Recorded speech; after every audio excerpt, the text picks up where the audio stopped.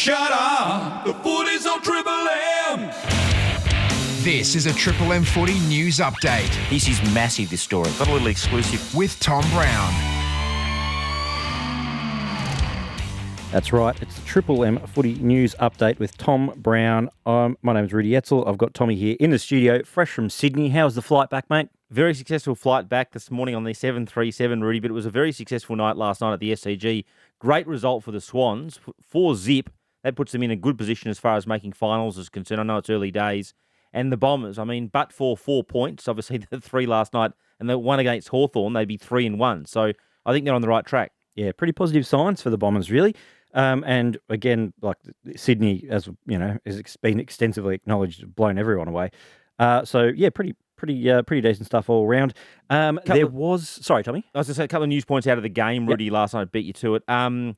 Buddy Franklin was obviously incredible. There'll be some discussion now about how often he plays. I asked John Longmire post-game. They basically explained it's based on his loads during the week and his training loads.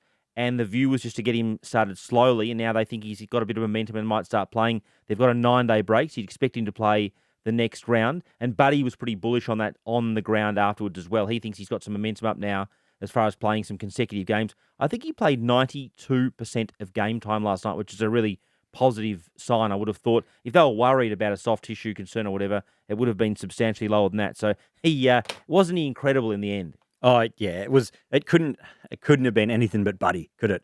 It was just great theatre. Really, really exciting game. The Hickey free kick. Yes, I was going to bring that up. The AFL this morning, they don't think it's a massive deal. It was obviously ruckmen have been taking the ball out of the ruck for 2 or 3 years and have been allowed to do that.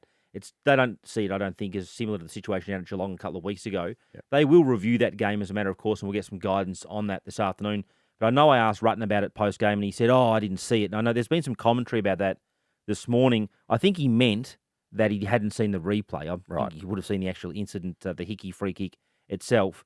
But Essendon's certainly not blaming the umpiring. They think there was various other aspects of the game. Plus, the ball was in the defensive 50, essentially. So it would have been a minor miracle for that to have resulted in a Essendon goal. So Essendon certainly not blaming that incident. There were lots of others. The Swans were inaccurate in essence. They probably should have won by a lot more, but it was a great atmosphere. Almost 30,000 people there in Sydney yesterday or last night, and it was back page news yesterday, the Swans. So they're flying. Who would have thought? Yeah, exactly. Who'd have thought? So, yeah, a little bit different to the Mark Blixar's one a couple of weeks ago, I think it's fair to say.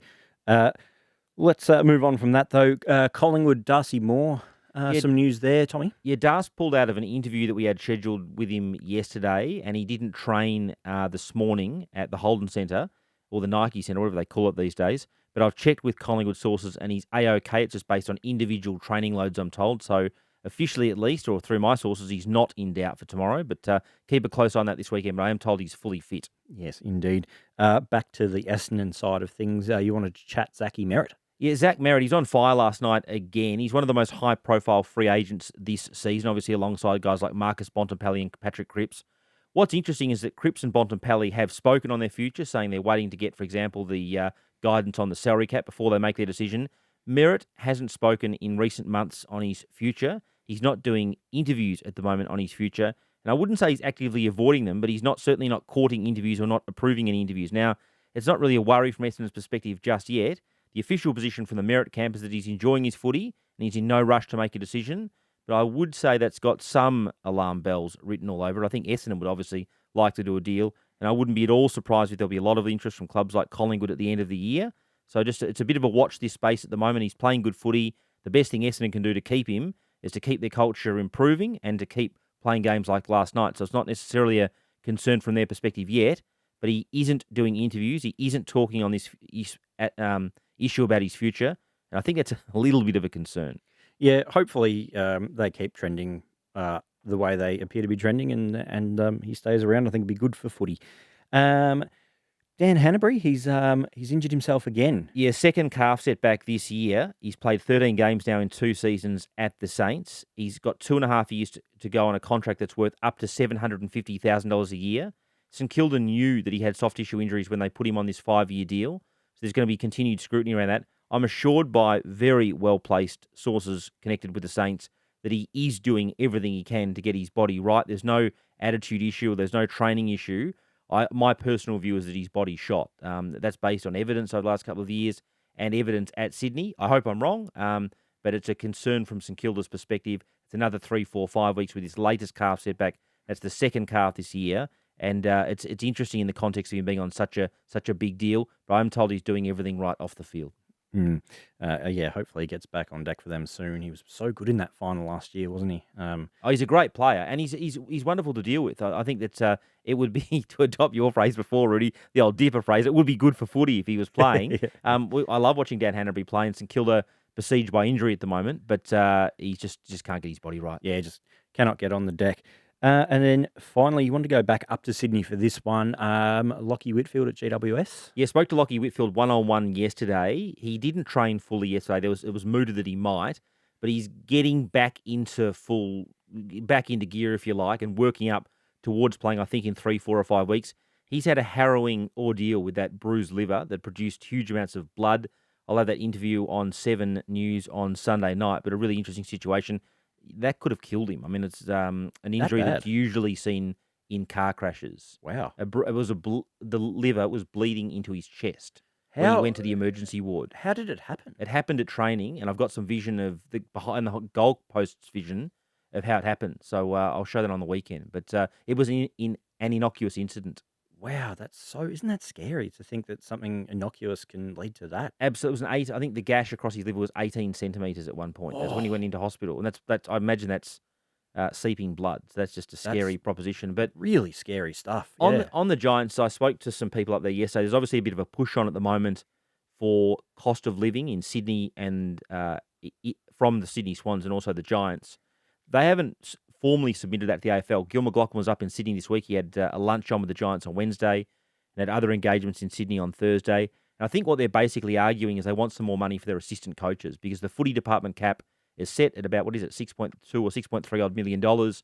A lot of those costs are fixed: travel, buses, strapping, all those things you just have to run in a football department. And they argue the cost of living substantially higher, up to 40% higher in Sydney. And I think the Giants feel it's restricting them from perhaps bringing in some assistance that they'd like. So it's an interesting discussion point. I know it sort of rolls a few people's eyes when Sydney and the Giants want cost of living, but at the same time, it is more expensive up there. And cheaper in Geelong, according to the Sydney chairman. What did he say this week? Andrew Prittimore, I love. He said not like Geelong, where for $300 a week you can rent an 8-bedroom house. That's an exaggeration. The market skyrocketed in Geelong. Maybe slight exaggeration. So basically, what you're saying is that they're appealing more for soft cap relief, rather than on the total payer payment stuff. Correct. That's the area they're pushing for. Okay. Well, that makes sense, I suppose. I think that's short and sharp on today, Tommy. I reckon that'll just about do us. I think it's good to see you back in Melbourne. So what's on for the rest of the weekend? Well, we've got obviously the games in Adelaide tonight, so I'll be from the studio for my debate pre-game. I think it's with Hodgie and Duck tonight, or Hodgie and JB. So I'll have to go and prepare for that. But at the moment, it's a little bit. Me and Hodgie agree on a lot of things, and I need to spice that up a bit, Rude. So I might get your advice on that later. Not as exciting as BT last year. And then Ben Rutten told me last night that he hadn't seen that Hickey incident. What I'm going to do today is maybe go to JB Hi-Fi or get a bigger iPhone, because when I go to the press conferences from now on, I'm going to go with the screen and show the coaches these incidents. It's going to really blow their excuses apart, I think. Once again, I think that's just about enough from us. So we'll be back Monday morning to talk all about all of the big things that have come out of the round. So have a wonderful week in footy, everyone, and keep clicking back to Triple M Footy on all your socials.